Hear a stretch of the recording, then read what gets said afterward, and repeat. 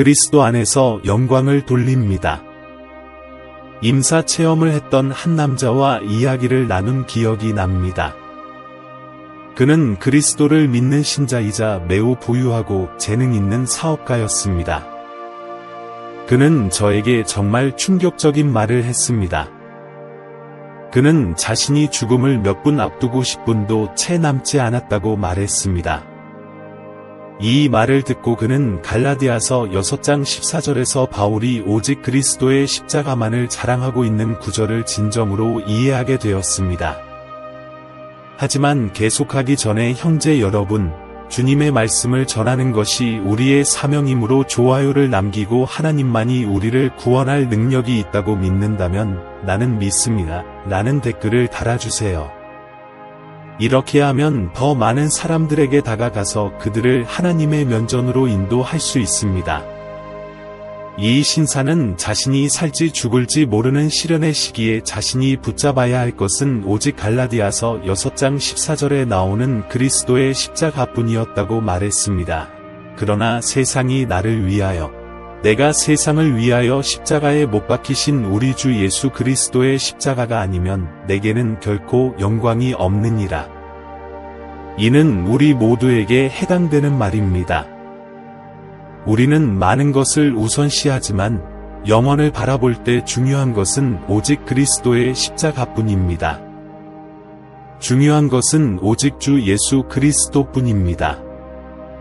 이 남성의 상황에서는 다음 주에 예정되어 있던 비즈니스 미팅이 중요하지 않게 되었습니다. 그것은 그에게 완전히 멀어진 뒷일이 되었습니다. 그리고 우리는 이 상황에서 많은 것을 배울 수 있습니다. 이 세상에서 우리가 우선순위를 두는 것들은 영원을 마주할 때 아무 의미가 없습니다. 이 남자는 돈을 버는 것에 대해 생각하지도 않았고, 좋아하는 축구팀에 대해서도 생각하지 않았습니다. 그 순간 그에게 중요한 것은 오직 그리스도의 십자가뿐이었습니다. 그의 일은 중요하지 않게 되었습니다. 그가 사서 자랑스러워하던 집도 하찮은 것이 되었습니다. 그의 40만 헤알도 하찮아졌습니다. 진실은 죽음이 우리에게 하나씩 다가온다는 것입니다. 그날이 오면 여러분이 그리스도의 십자가 위에 두었던 모든 것들이 하찮아질 것입니다. 여러분은 양심 때문에 이것을 알고 있습니다. 양심은 이것이 사실이라고 말하지만 당신은 하나님을 우선시하지 않습니다. 우리가 죽으면 어떻게 되나요? 연옥 같은 것이 있나요? 우리는 부활할 때까지 잠을 자나요? 히브리서 9장 27절에 한번 죽는 것은 사람에게 정하신 것이요 그 후에는 심판이 있으리니 라고 기록되어 있습니다. 하나님의 말씀에는 연옥이 없습니다. 성경은 죽음 이후에 심판이 있다고 말합니다. 심판이 다가오고 있다는 것을 알고 나면 그 사람은 예전과 같을 수 없습니다. 거룩하고 영원하신 하나님에 의해 자신의 삶이 검토된다는 것을 알게 되면 같은 방식으로 살 수 없습니다. 내가 말하는 말조차도 분석되고 검토된다는 것을 알게 되면 같은 방식으로 살 수 없습니다. 심판이 다가오고 있습니다. 심판은 다가오고 있으며 그 심판에는 사람들의 영원한 운명을 결정하는 한 가지가 있습니다. 고린도전서 1장 18절에 십자가의 도가 멸망하는 자들에게는 미련한 것이요 구원을 얻는 우리에게는 하나님의 능력이라고 말씀하고 있습니다. 다시 십자가라는 단어가 나옵니다. 십자가는 모든 인류를 분리합니다. 십자가는 갈라디아서 6장 14절에 사도가 자랑할 수 있는 유일한 것으로 등장합니다. 이제 그 단어 십자가가 다시 등장했습니다. 우리와 마찬가지로 세상에는 멸망하는 자와 구원받는 자를 구분하는 경계선이 있습니다. 그리스도의 십자가는 우리의 죄가 용서받은 이유입니다. 십자가, 갈라디아서 6장 14절, 그러나 우리 주 예수 그리스도의 십자가가 아니면 내게는 결코 영광이 없으니 그로 말미암아 세상이 나를 대하여 내가 세상을 대하여 십자가에 못 박히느니라. 사도 바울은 하나님이 금하신다는 말로 시작하는데 문자 그대로 내가 그리스도 외에 다른 것을 자랑할 수 없다는 뜻입니다. 바울이 여기서 우리에게 말하는 것은 예수님을 바라보고 십자가를 바라보고 우리 믿음의 저자이자 완성자이신 예수님을 바라보라는 것입니다. 안타깝게도 이 세상에는 십자가를 제외하고 여러분이 바라보기를 바라는 것들이 많이 있습니다. 이 세상은 여러분이 자신과 자신의 선함을 바라보기를 원합니다. 이 두 가지에 집중하겠습니다. 첫째, 세상은 여러분이 자신과 자신의 선함을 바라보길 원합니다. 우리가 사는 세상은 당신이 얼마나 좋은 사람인지 자랑하기를 원합니다. 나는 좋은 사람입니다. 나는 청구서를 지불하고 지역사회를 지원하고 가족을 돌보고 법을 준수하고 착하고 친절하고 사랑스럽습니다. 저는 아주 좋은 사람입니다. 이것이 대부분의 세상과 불신자들이 자신을 선한 사람으로 보는 방식입니다. 그들은 자신을 지옥에 갈 죄인으로 보지 않습니다. 그들은 살인이나 절도와 같은 심각한 범죄를 저지른 사람들만 죄인으로 여깁니다. 그들에게 죄인이란 범죄자가 되는 것을 의미합니다. 복음 메시지는 당신과 나를 가리키며 우리 모두가 죄인이라고 말하기 때문에 많은 불신자들이 복음 메시지의 문제를 느끼는 것입니다. 범죄자만 죄인인 것이 아니라 극악한 범죄를 저지른 사람만 죄인인 것이 아닙니다. 우리 모두는 거룩하신 하나님을 불쾌하게 한 죄인입니다. 사실 사람들은 자신에 대해 그런 말을 듣는 것을 좋아하지 않습니다. 나는 죄인이 아니라 선한 사람입니다. 그래서 복음 메시지는 직접적이고 직설적이기 때문에 사람들을 불쾌하게 합니다. 복음은 우리가 죄인이라고 직접적으로 말합니다. 그러나 이 세상은 여러분이 자신과 자신의 선함을 바라보기를 원할 것입니다. 그리고 많은 사람들이 십자가의 메시지가 필요하지 않다는 마귀의 거짓말을 믿습니다. 그러므로 그들에게 십자가의 메시지는 어리석은 것입니다. 사람들은 자신의 의를 바라보고 안타깝게도 십자가의 메시지가 아니라 자신에 집중하고 자랑하기 때문에 심판의 날에 놀라게 될 신자들이 있습니다.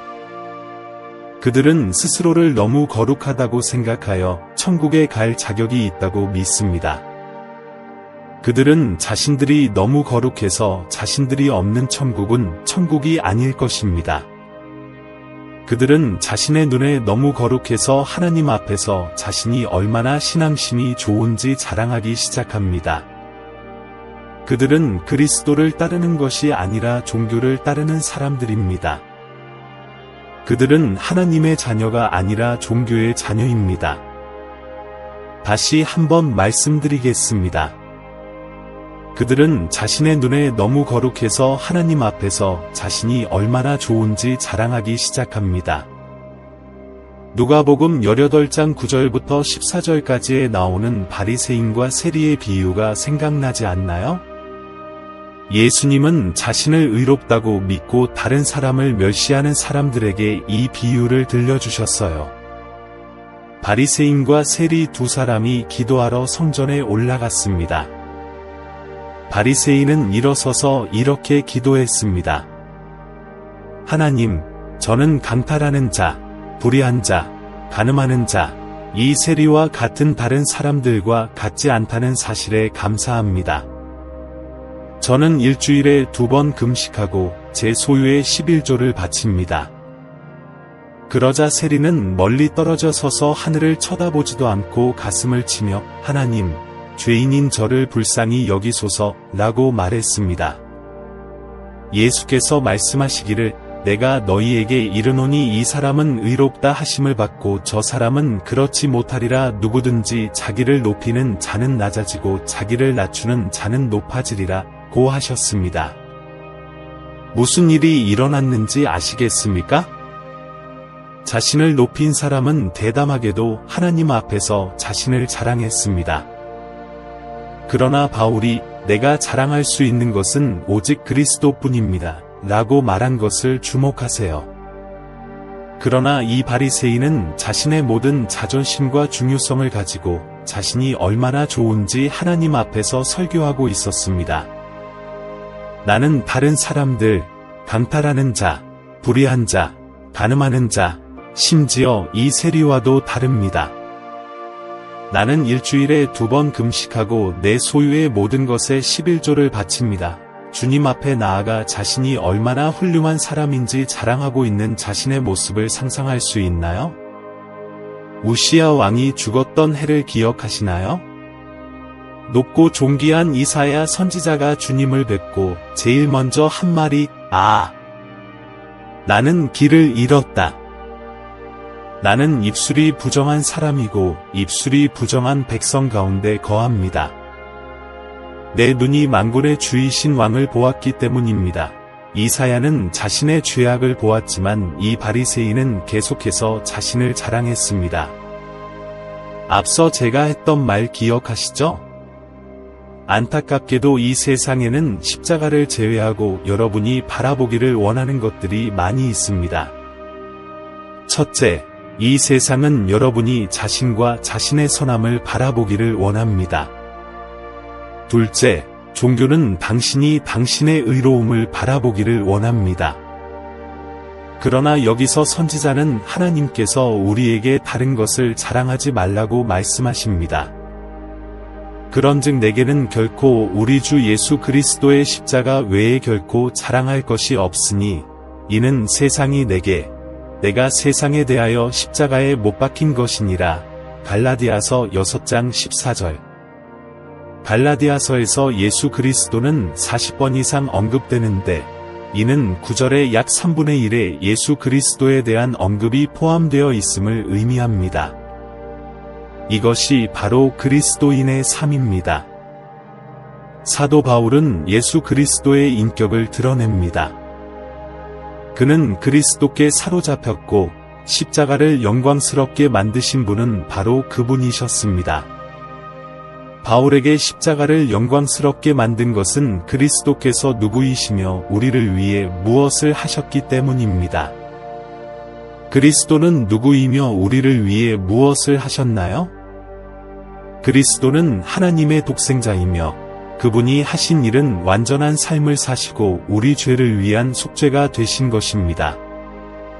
그분은 우리의 죄를 위해 모든 죽음의 죽음을 죽으셨습니다.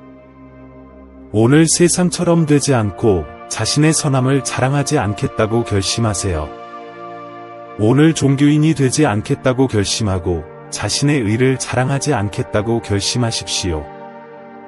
그러나 오늘 그리스도의 십자가에 영광을 돌리는 하나님의 자녀가 되겠다고 결심하십시오. 설교에서 말씀드린 한 남자의 이야기로 돌아가서 죽음이 문을 두드리고 심판이 얼마 남지 않았을 때 그가 붙잡을 수 있었던 것은 오직 예수 그리스도뿐이었습니다. 이것이 제가 염려하는 메시지입니다. 겸손한 메시지, 진지한 메시지입니다. 히브리서 9장 27절은 한번 죽는 것은 사람에게 정하신 것이요 그 후에는 심판이 있으리니 라고 말합니다. 이것은 모든 남성과 여성이 지켜야 할 약속입니다. 그 약속을 하시는 분은 하나님이십니다. 당신과 나의 약속이 언제가 될지는 알 수 없지만 한 가지 확실한 것은 약속이 다가오고 있다는 것입니다. 하나님은 모든 남자와 모든 여자에게 약속을 하셨고 모든 소년과 소녀에게 약속을 하셨으며 그 약속은 죽음입니다.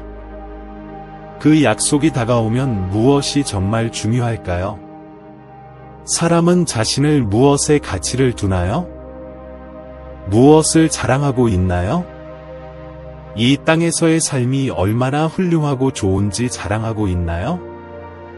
여러분이 얼마나 선하고 거룩한 사람인지 자랑하고 있나요?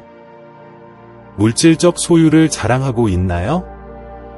우리나라 대부분의 강단에서 들을 수 없는 차갑고 딱딱한 진리는 여러분이 영혼에 들어가려고 할 때 중요한 것은 오직 그리스도의 십자가뿐이라는 것입니다. 예수님이 여러분을 붙잡고 계시는 것처럼 예수님을 붙잡으십시오. 영혼에 들어가기 전 그 순간에 중요한 것은 오직 예수님의 이름, 그 달콤한 예수님의 이름뿐입니다. 그분은 아버지께로 가는 유일한 길입니다. 그분은 하나님 나라로 가는 유일한 길입니다. 그분만이 유일한 분입니다. 신의 축복이 있기를. 신의 축복이 있기를. 아멘. 이 영상이 마음에 드신다면 구독하고 좋아요를 남기고 다른 사람과 공유하는 것을 잊지 마세요. 우리는 주님의 말씀을 온 세상에 전하는 사명을 가지고 있으므로 신성한 성령을 수호하는 참된 군대를 형성하십시오. 믿어도 될까요? 정말 감사합니다. 하나님께서 여러분의 삶을 축복하시길 바라며 다음에 뵙겠습니다.